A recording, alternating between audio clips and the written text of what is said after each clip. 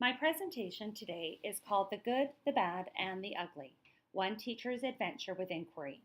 For those of you who don't know me, my name is Kirsten and I teach grade 1-2 at Trout Creek Elementary School, and I'm also a helping teacher in the district. So, you would think I kind of knew what I was doing. Now, I'm no stranger to inquiry and led a successful inquiry project last year on communities in my grade 1 class. This year, I went into a new school year with guns blazing, which tends to be my teaching style too. After a vote, the class decided they wanted to learn about bats. Perfect, I thought. Bats are interesting and we can do some really great stuff together. We started off strong. We co-created a KWL chart, what I know, wonder, and learned, about bats. I used the questions to guide our inquiry. I chose 7 questions that I felt tapped into appearance, habitat, life cycle, and interesting facts. Then I divided the students into 7 groups with lots of students and assigned each group a question. This led to my first bump in the road: how to have my students, who are new to research and not yet proficient readers, get the information they needed. Solution: enlist grade 5 buddies to help us in the computer lab. Reality: the grade 5s worked very hard, but the grade 1s and 2s weren't engaged. Then I hit the second bump in the road: where to go next. The clipboards, in an eye-catching yellow bin, mocked me as week after week I ignored them and contemplated tossing in the towel and hitting the saloon. It's funny how successful I was at pretending those darn clipboards didn't exist. Time passed and I waited for someone or something to rescue me. I was looking for a Midwestern version of a knight in shining armor, I guess. I let my project move down the list of things to do and filled my daybook with other stuff, until I agreed to share at this Ignite session and knew I was presenting on inquiry. Well, perhaps that was the impetus I needed, the kick in the pants to get me going. I went back to the drawing board and looked at the tools that I could use that would move us forward with this inquiry. I thought back to a workshop I had attended on inquiry and project-based learning and looked at some of the resources that were shared. Through that, I rediscovered the inquiry poster created by the BCTF and started to come to the realization that we were farther along than I had originally thought. It was actually reassuring to know that a lot of the hard work had already been done and I could see the end of the tunnel, so to speak. This was actually very good for my sanity. Our class had by that time done the connect and wonder by activating prior knowledge and asking questions. Our class had thought about the things they already knew about bats and then were able to ask some deep thinking questions. Some of their questions were great, like why do bats get stuck in our hair and how high they fly, and do they actually live in umbrellas? We had done the investigate by reading books, watching videos, doing experiments, discussing facts, hearing stories, and learning from an expert.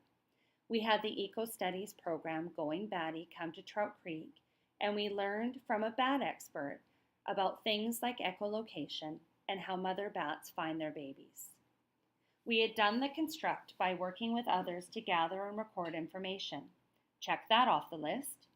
I had given the grade 5 students a list of website links to use, and they did a great job of weeding through all the facts and finding the nuggets that were linked to the inquiry questions that their big buddies were investigating.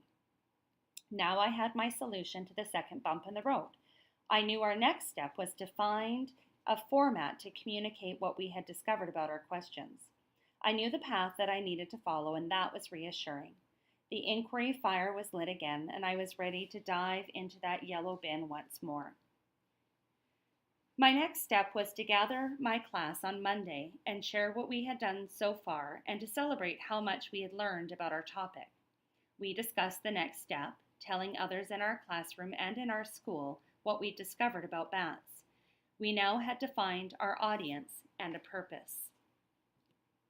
From there, we brainstormed ways we could share our findings with our peers and considered possible presentation formats. We decided to have a common format for our first project as a class, knowing that for our next one we will be able to choose a format as a group. As a class, we liked the idea of making posters that would show what we had learned. With our final product in mind, we spent some time reading our big buddies' notes and adding more information to them. We used the resources in the classroom and what we had learned from activities we'd done, videos we watched, and books we had read to make sure that we had answers to our big thinking questions. Then, yesterday, I built in time for my students to begin work on their express stage and their posters. I had to release some control and let the students find a way to work together to decide who was doing what. If they asked me a question, can I use felts? My stock response was, this is your poster, not mine. I focused more on co-creating criteria and getting started yesterday, and I know my plan for next week will be to do a mini lesson on effective group work. We had a few bossy britches and a few slackers, so I need to teach and model how to include others and how to make decisions. Having said that, we were so engaged we almost forgot about center time. To wrap things up, I'll give my students an opportunity to both self-assess how they did as a member of a group and also to reflect upon what they had learned through the process. This is an important step as I will use both their self-assessment and their reflection to guide me in planning our next inquiry unit, which I hope to start in January. Now I'm still at the shallow end of the pool in regards to inquiry based on the age of my students and my own comfort level as a teacher. Some of us might be afraid to jump into the water and get going, but I hope by sharing the good, the bad, and the downright ugly about how it's unfolding in my classroom this year, you may be willing to take a leap or dip a toe in. One thing I'm certain is that I'm creating a culture of curiosity and wonder in my classroom. The students are beginning to see themselves as the experts and are way more comfortable with the messiness of inquiry than their teacher is. Thank you.